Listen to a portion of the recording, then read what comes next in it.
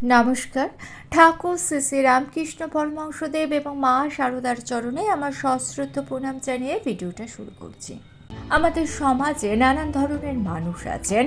আমাদের অনেকের সঙ্গে সারা দিন রাত ওঠা বসা করতে হয়, চলাফেরা করতে হয়, কিন্তু দেখবেন কিছু মানুষের সঙ্গে কথা বললে আপনার মনটা ভালো হয়ে যাচ্ছে। আপনার মনটা হয়তো কোনো কারণে খারাপ, কিন্তু কোনো একজন বিশেষ মানুষের সঙ্গে কথা বললেই হয়তো 2-3 মিনিট কথা বললেন, দেখবেন আপনার মনের মধ্যে একটা পজিটিভিটি তৈরি হচ্ছে, আপনার মনটা হঠাৎ বেশ ভালো লাগছে।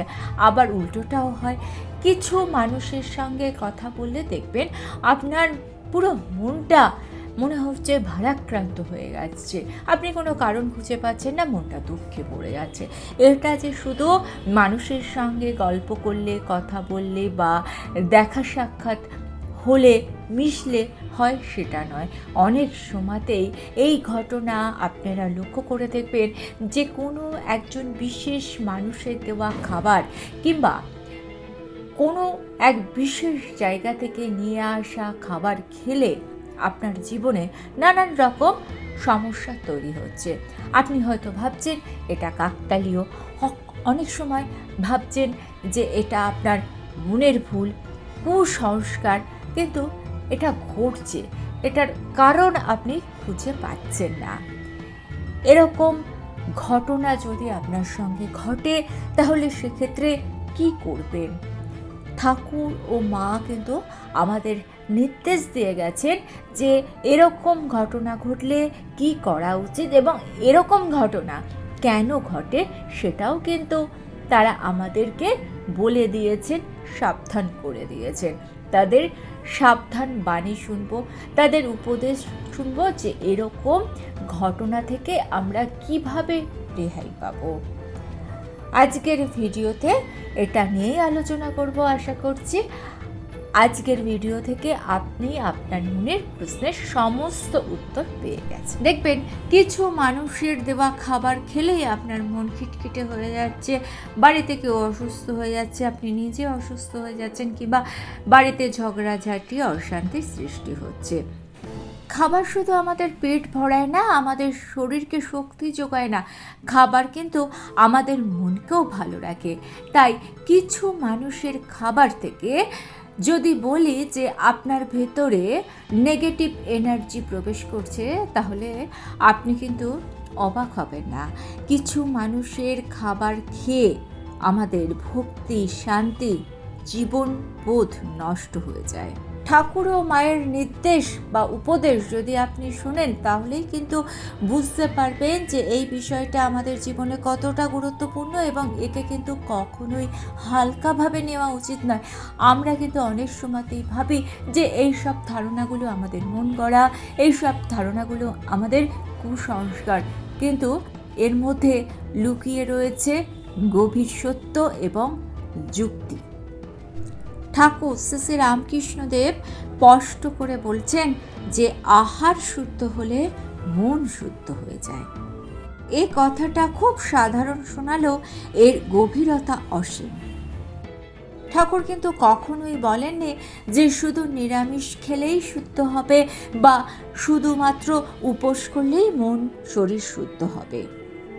তিনি বলতে চেয়েছেন অন্যের সঙ্গে রান্না করা মানুষের মন, প্রবৃত্তি ও সংস্কার মিশে যায়।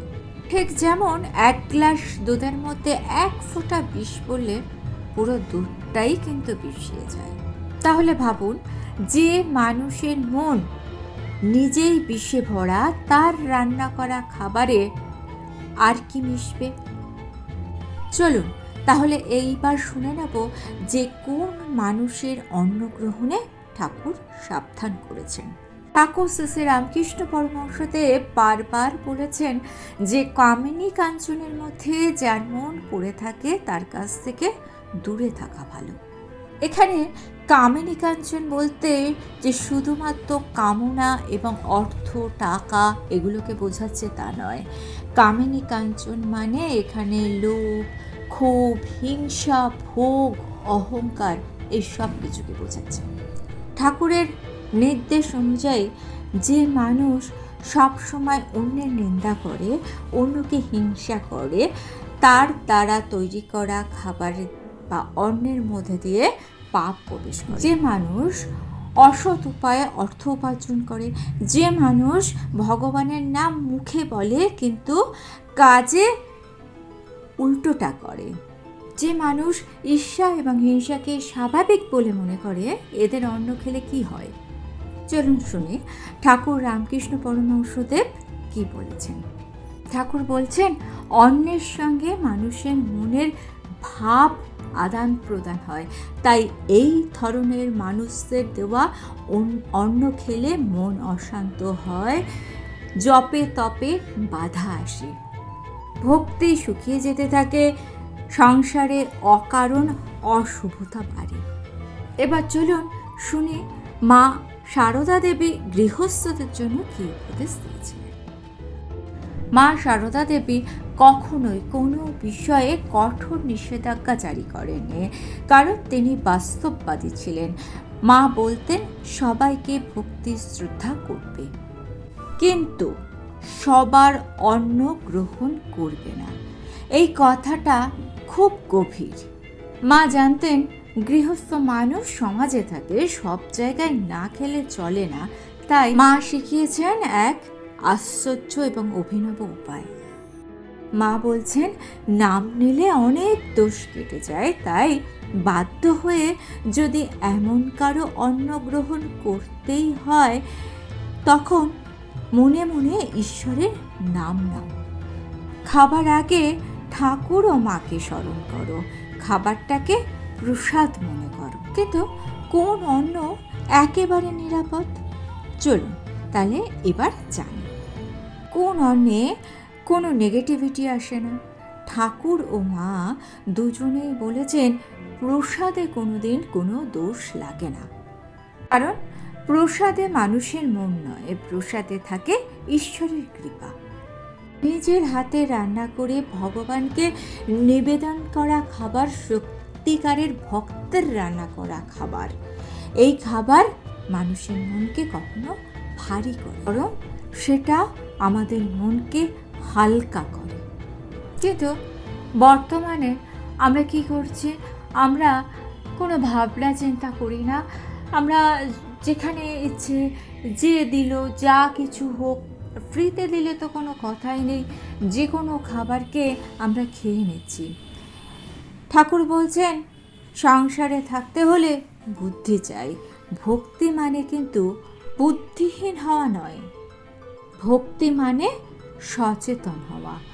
অন্ন ব্রহ্ম, এতে কোনো মতভেদ নেই, কিন্তু সব অন্ন প্রসাদ নয়।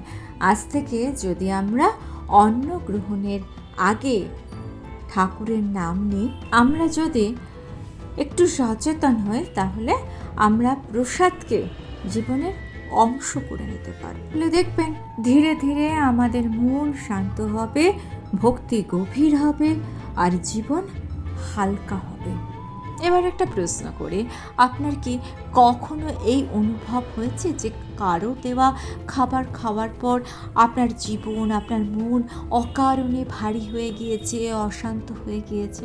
যদি এই রকম ঘটনা আপনার সাথেও ঘটে, তাহলে অবশ্যই কমেন্টস করুন। ভিডিওটা ভালো লেগে থাকলে চ্যানেলটিকে সাবস্ক্রাইব করে নিয়ে পাশে থাকা বেল আইকনটা প্রেস করে দিয়ে অল অপশনটা ক্লিক করে দেবেন, তাহলে যখনই নতুন কোনো ভিডিও আপলোড করব তার নোটিফিকেশন আপনাদের কাছে পৌঁছে যাবে। ঠাকুর ও মায়ের চরণে প্রণাম জানিয়ে আজকে এই পর্যন্তই। Thanks for watching.